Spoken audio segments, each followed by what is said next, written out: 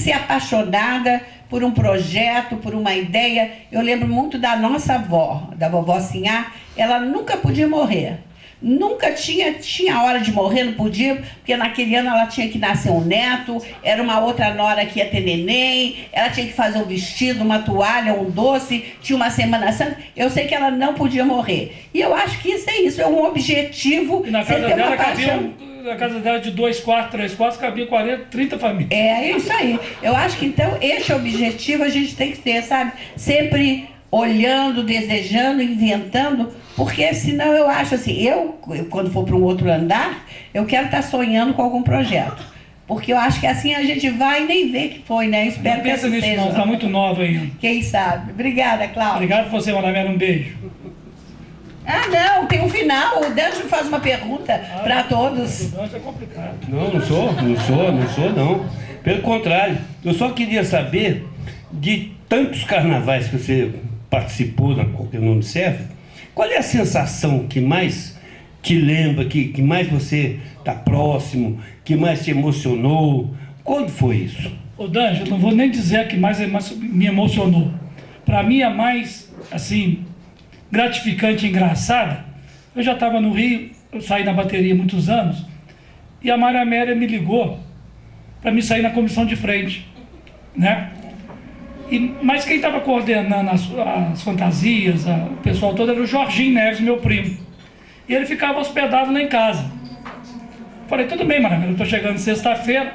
Aí quando eu chego em casa, que tem a cama do Renato e a minha, tá a fantasia do Jorginho na cama do Renato, toda brilhando.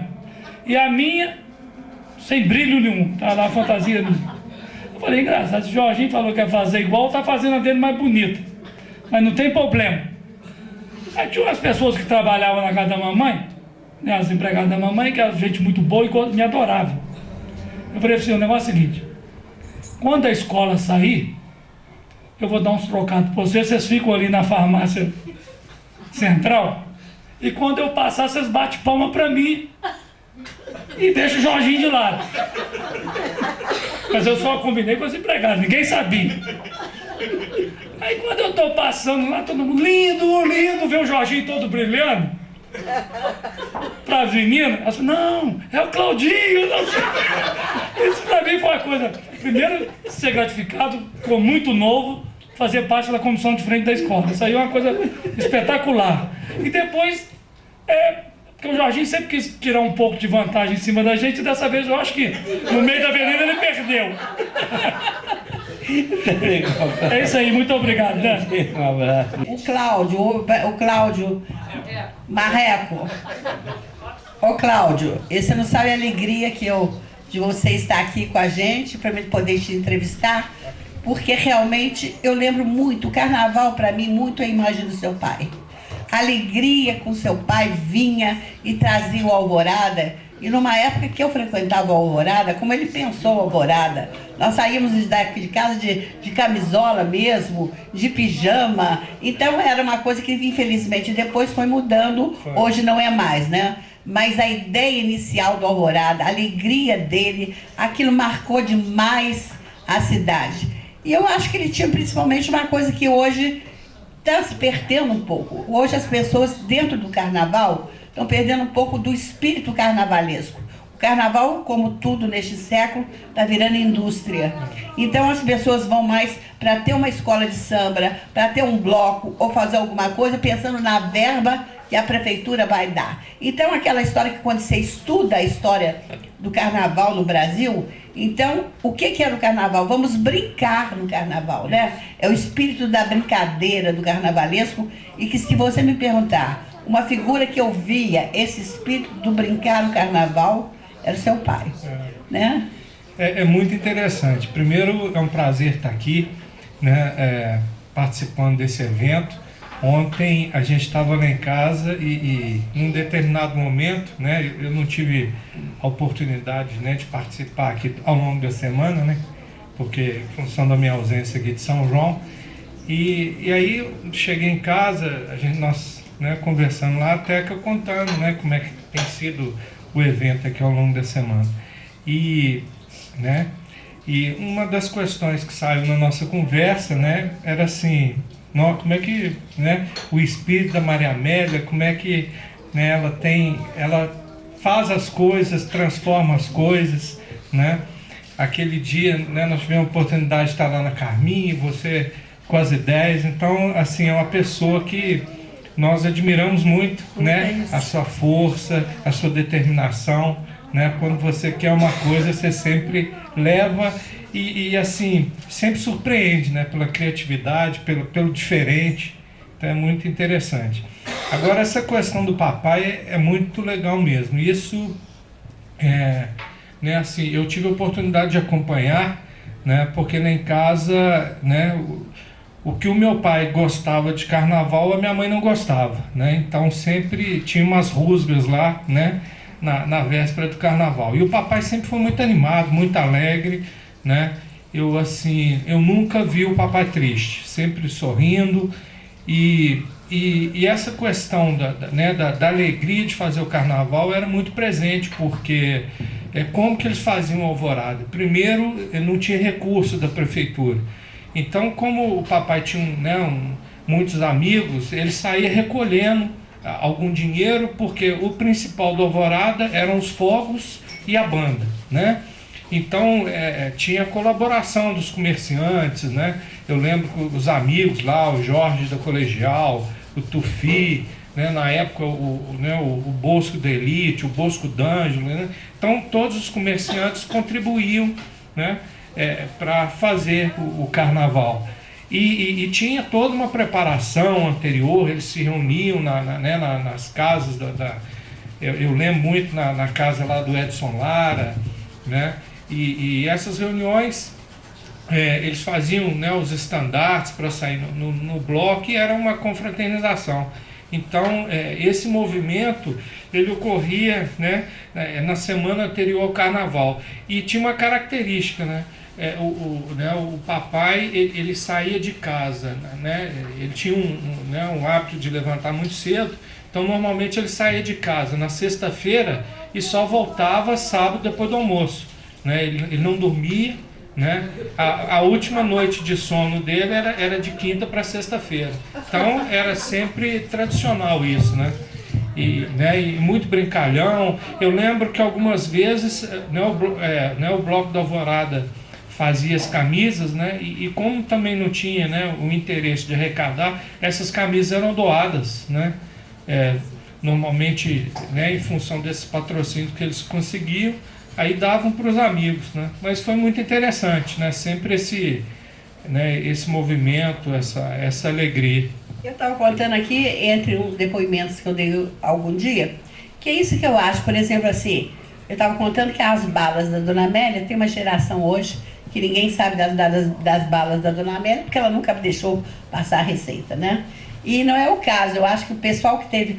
O seu pai sempre estará presente em todos os carnavais. Uhum. Nós já não vamos estar aqui e seu pai estará presente, porque eu acho que é o sonho que fica, né? E eu acho que isso aqui é importante, né? E era interessante também, o papai, ele tinha um figurino especial para o Bloco do Alvorada. Todo ano ele fazia um pijama, né? Ele não repetia os pijamas para o bloco, né? Então, e os pijamas, eles chamavam atenção, né?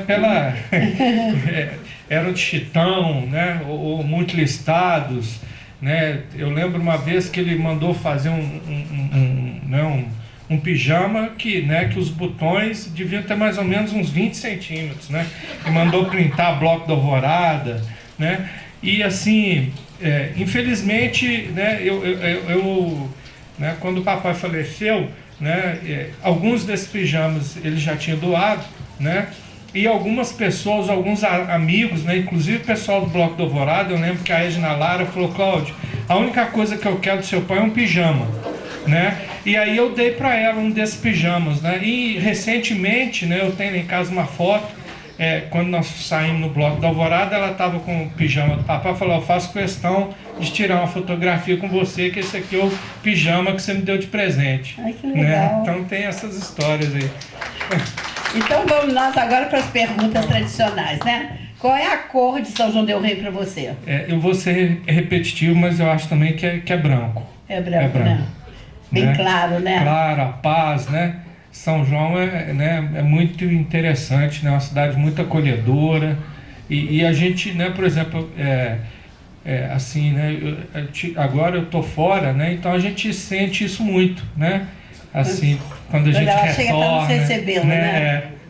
E o cheiro, Cláudio, o cheiro de São João O do Rei? cheiro eu acho que é um incenso, né? Das procissões, das igrejas. Acho que isso marca muito, isso né? ganha disparado aqui nas entrevistas. E o gosto de São João del Rei? O gosto, né? Assim, os gostos também são variados, né? Eu acho que São João del Rei tem alguns gostos que a gente não consegue, né, sentir em lugar nenhum.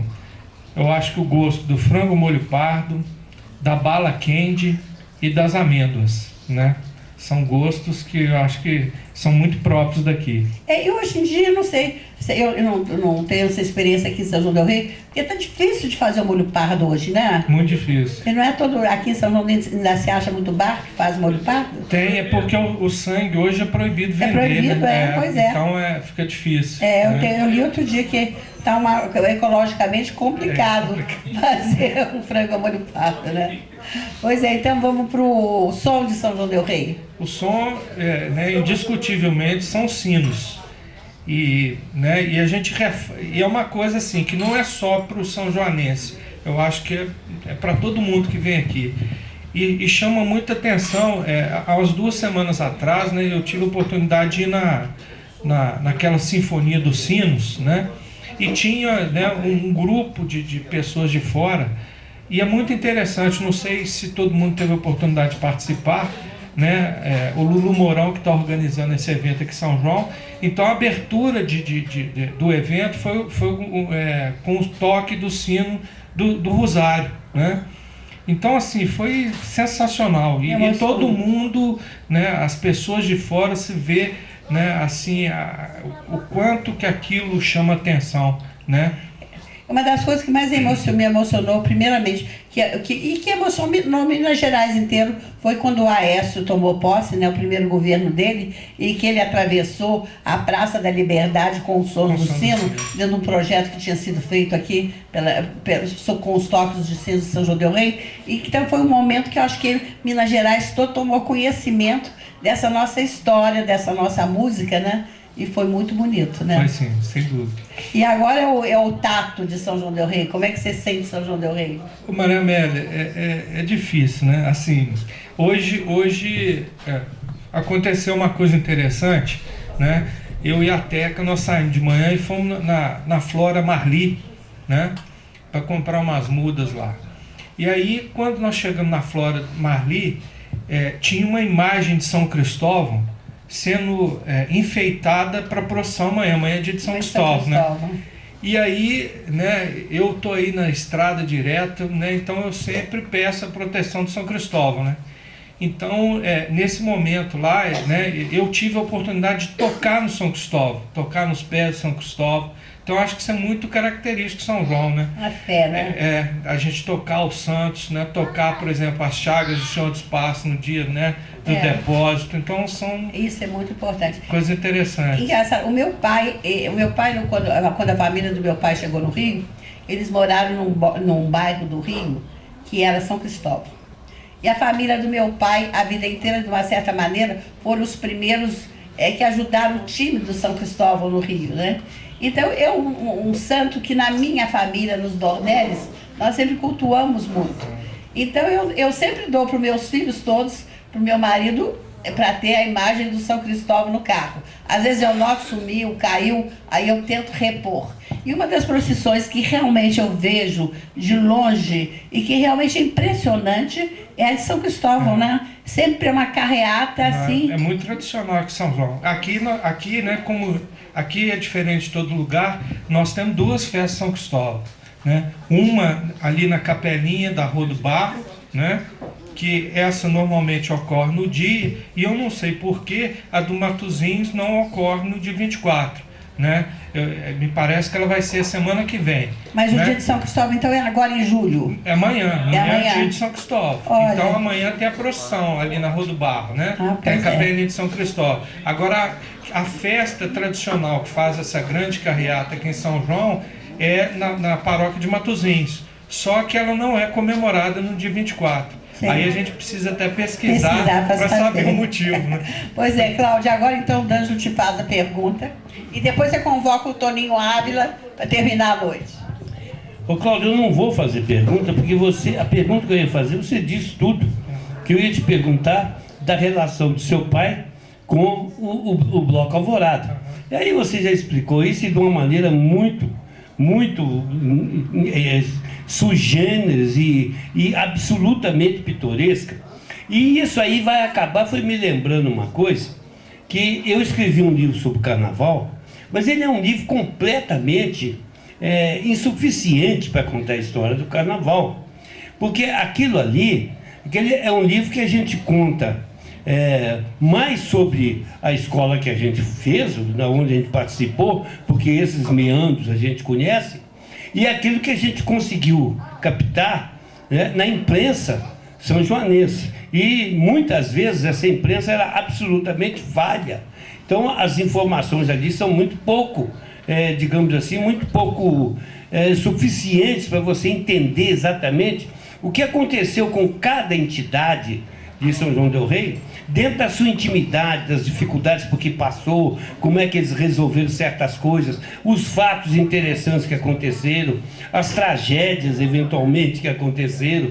E isso tudo precisava ser feito, ainda num segundo livro, de depoimentos das pessoas que realmente tiveram responsabilidade na construção de blocos importantes como esses antigos, como foi com o Alvorada, né, que é um bloco de absoluta tradição, e agora, né, que é fundamental, né, inclusive correu o risco até de não sair mais, né, que o ano passado acho que não saiu, né, um ano atrasado, não sei, né? Ano passado saiu.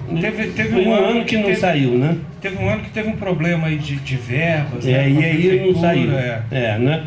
Pois é, que eu acho que precisava fazer entrevistas, assim como essa que você acabou de dar aqui, que é uma coisa fantástica, esse negócio que ninguém sabe. A gente não conhece, eu não conheço isso, né? Porque a gente não conhecia esse meandro de cada escola, cada bloco, tem as suas particularidades, as suas características, e isso seria um bom motivo para poder fazer outras pesquisas e outros depoimentos. Faz o segundo livro. Esse é o depoimento, é só um livro de depoimento das pessoas responsáveis, né? E inclusive que muitos deles já não estão mais aí para responder, né? Lamentavelmente. Essas coisas a gente tem que correr, porque senão a gente perde a chance, né? Tá bom, obrigado. Ok, Toninho. Não, pode sentar aqui, ó. Fica com esse microfone aqui. Só você que vai falar. Eu vou lá para escutar. Boa noite. Eu vou ler primeiro, eu vou ler 3 poemas, 2 curtos e um pouco maior. São poemas densos, com uma linguagem diferenciada, e eu vou tentar elucidá-los através da minha voz. A Dança dos Fetos. A Dança dos Fetos é um quadro que eu fiz com pigmentos naturais, são 2 fetos dançando. Então, o poema retrata isso, a dança desses fetos. Lá estava a pintura, na parede firme. Um prego bem pregado segurava o quadro que não decorava, mas induzia os olhares e fazia a cabeça pensar. O silêncio era absoluto. Não demorou muito. Irene deu um berro e nunca mais foi a mesma. Ótimo, beleza.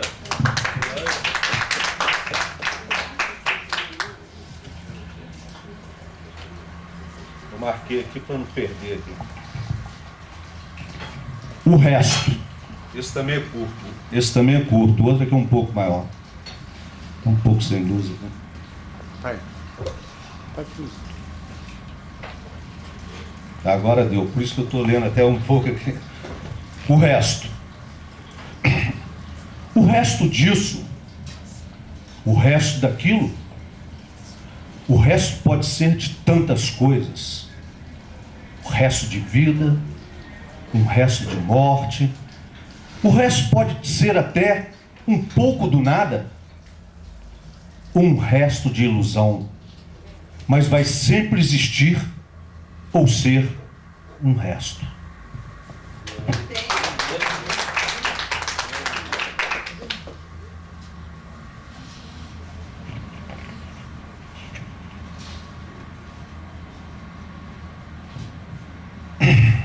Lampiões chineses. Suave a água da chuva que cai em remotos lugares do mundo. E flores coloridas crescem em jardins de pedras, regadas em jardins distantes, regadas pelo silêncio de deuses enlouquecidos. Oráculos cantam versos de poesias esquecidas, e nestes mesmos jardins de Gaia, duendes e gnomos caminham e dançam em um corredor de árvores albinas, onde chuvas repentinas e milagrosas alimentam um verde de folhas soltas ao vento. O amanhecer no agreste surrealista. O amanhecer no agreste surrealista anuncia o esplendor do momento, e o vento solto na relva apaixonada balança suave e sutilmente os lampiões chineses, mostrando o que de melhor existe entre os seres humanos: o amor, o amor, o amor.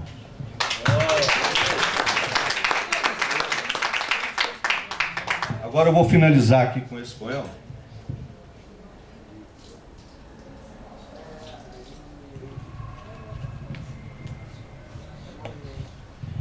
Meu triste amor. Meu amor, qual o sentido da vida quando estamos tristes e temos medo? Olhamos o mundo em nossa volta e percebemos que a distância é imensa e o vazio é um abismo sem fim. Pobre amor, triste amor, o que podemos fazer a não ser sentir e fortalecer nosso coração em efêmeros momentos, em singelos lugares, e deixar nossos lábios colados num desejo infinito de terminar ou perpetuar este momento sempre num abraço petrificado, ou de mapear com sangue cada lugar e instantes que vivemos, e olhar em seus olhos e nunca mais perder sua expressão.